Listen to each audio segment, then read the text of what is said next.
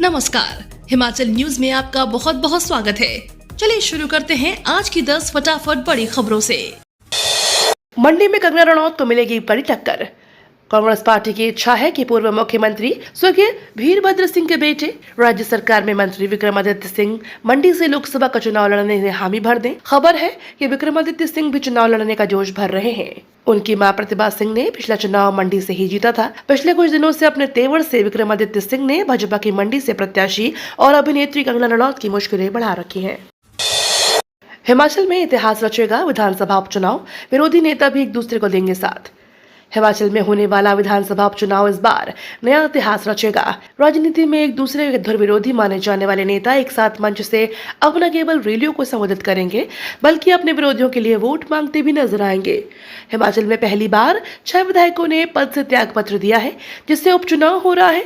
1 जून को होने वाले उपचुनाव के लिए भाजपा ने प्रत्याशी घोषित कर दिए हैं।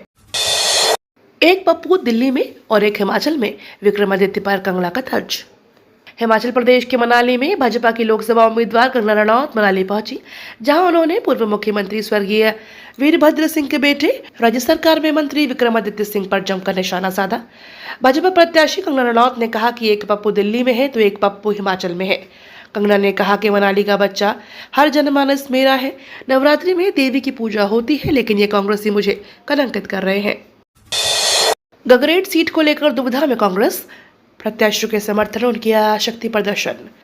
गगरेट सीट को लेकर हिमाचल प्रदेश दुविधा की स्थिति में है।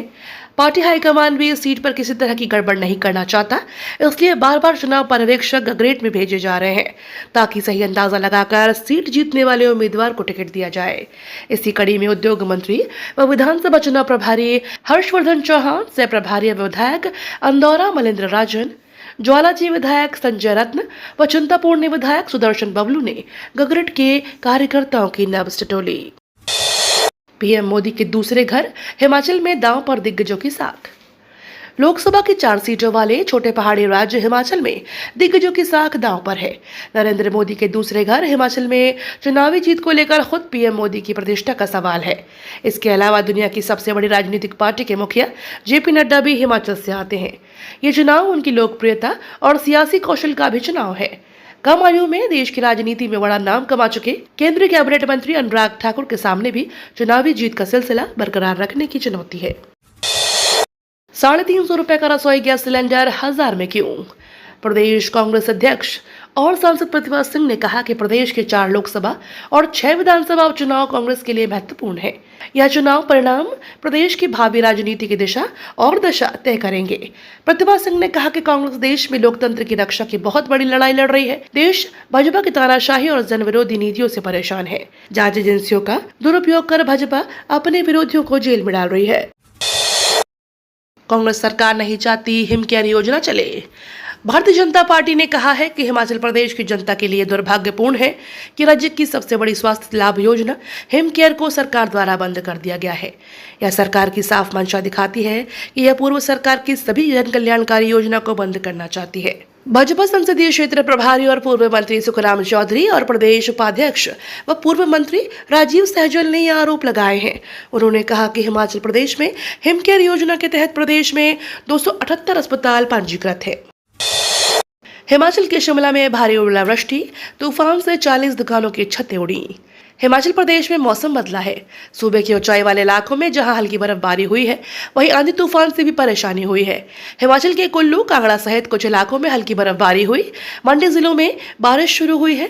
उधर जोगिंद्रनगर के मेले के दौरान 40 अस्थायी दुकानों की छतों को नुकसान पहुंचा है। हिमाचल में 25 लाख से अधिक उपभोक्ताओं को बड़ी राहत। हिमाचल में 25 लाख से अधिक उपभोक्ताओं के लिए राहत की खबर है। अब उपभोक्ता घर पर बैठकर एक क्लिक में बिजली का बिल जमा कर सकते हैं। यह इसलिए कि हिमाचल प्रदेश राज्य विद्युत बोर्ड ने लोगों की सुविधा के लिए ऑनलाइन बिल भुगतान की प्रक्रिया को फिर से आरंभ कर दिया है। ऐसे में उपभोक्ताओं को अब बिजली बिल से भुगतान के लिए लंबी कतारों में लगने की जरूरत नहीं है। इससे लोगों को भीड़ का हिस्सा बनने से छुटकारा मिल गया है। भाजपा को हमीरपुर में बड़ा झटका, नगर परिषद अध्यक्ष मनोज ने कमल छोड़ थामा कांग्रेस का हाथ। हिमाचल मुख्यमंत्री सुखविंदर सिंह सुक्खू की नीतियों में आस्था जताते हुए वीरवार को हमीरपुर नगर परिषद के अध्यक्ष मनोज मिन्हास ने पत्नी निशा मिन्हास व वार्ड नंबर 2 से पार्षद राजकुमार के साथ कांग्रेस पार्टी का दामन थाम लिया। कांग्रेस के बिकाऊ विधायकों को भाजपा के टिकट देने से मनोज आहत है। मनोज व राजकुमार के कांग्रेस में शामिल होने से पार्टी को हमीरपुर में बड़ा झटका लगा है। मिस इंग्लैंड के फाइनल में पहुंची हिमाचल की बेटी। हिमाचल प्रदेश की बेटी महक चंदेल ने मिस इंग्लैंड 2024 के ग्रैंड फिनाले में जगह बनाकर हिमाचल प्रदेश में एक नई पहचान प्रदान की है। महक चंदेल ऊना जिले के चिंतपूर्णी क्षेत्र से संबंध रखती है। मिस इंग्लैंड 2024 की फाइनल प्रतियोगिता 16 और 17 मई को लंदन में आयोजित की जाएगी। लंदन में आयोजित इस सौंदर्य प्रतियोगिता में इस वर्ष लगभग 8,000 सुंदरियों ने हिस्सा लिया, जिसमें कई राउंड की प्रतियोगिता के बाद अब कुल 40 सुंदरियों को मिस इंग्लैंड 2024 के फाइनल में चुना गया है। अमित शाह ने बताया परिवारवादी गठबंधन का उद्देश्य। गृह मंत्री अमित शाह ने इंडिया गठबंधन पर निशाना साधा। उन्होंने कहा कि परिवारवादी गठबंधन का उद्देश्य है अपने बेटे, बेटी, भतीजे को सत्ता दिलाना। शरद पवार का उद्देश्य है अपनी बेटी को सीएम बनाना। उद्धव ठाकरे का उद्देश्य है अपने बेटे को सीएम बनाना। स्टालिन का उद्देश्य है अपने बेटे को सीएम बनाना। बंगाल में ममता दीदी का उद्देश्य है अपने भतीजे को सीएम बनाना, तो वहीं सोनिया गांधी का उद्देश्य है राहुल बाबा को पीएम बनाना। आज 12 अप्रैल को बंद रहेगी रिजर्वेशन सेवा। भारतीय रेल यात्रियों की सेवा में 24 घंटे काम करती रहती है। यह वजह है कि रेलवे को मेंटेनेंस और सॉफ्टवेयर अपग्रेड से जुड़े काम करने का समय नहीं मिल पाता। मेंटेनेंस के काम करने के लिए रेलवे को बीच बीच में ब्लॉक लेना पड़ता है। कुछ ऐसा ही आज 12 और 13 अप्रैल की मध्यरात्रि को होने वाला है। उत्तर रेलवे ने जानकारी दी है कि इस दौरान रेलवे की दिल्ली PRS सर्विस 12:15 बजे से सुबह 4:15 बजे तक बंद रहेगी। इन 4.5 घंटों के दौरान रिजर्वेशन, कैंसिलेशन, चार्जिंग, पूछताछ सेवा, इंटरनेट बुकिंग तथा EDR सर्विस का इस्तेमाल यात्री नहीं कर पाएंगे। आ रहा 10,000 करोड़ रुपए का IPO। NTPC green energy 10,000 crore रुपए का IPO लेकर आ रहा है। यह IPO LIC द्वारा 2022 में लाए गए IPO के बाद किसी सार्वजनिक क्षेत्र की कंपनी द्वारा लाया गया सबसे बड़ा इश्यू है। इस IPO से आने वाले पैसों का इस्तेमाल सोलर एनर्जी, ग्रीन हाइड्रोजन और ग्रीन अमोनिया जैसी चीजों पर करेगी। रेलवे का सुपर ऐप, एक ही जगह मिलेंगी सारी सुविधाएं। भारतीय रेलवे का सबसे लोकप्रिय ऐप IRCTC रेल कनेक्ट है।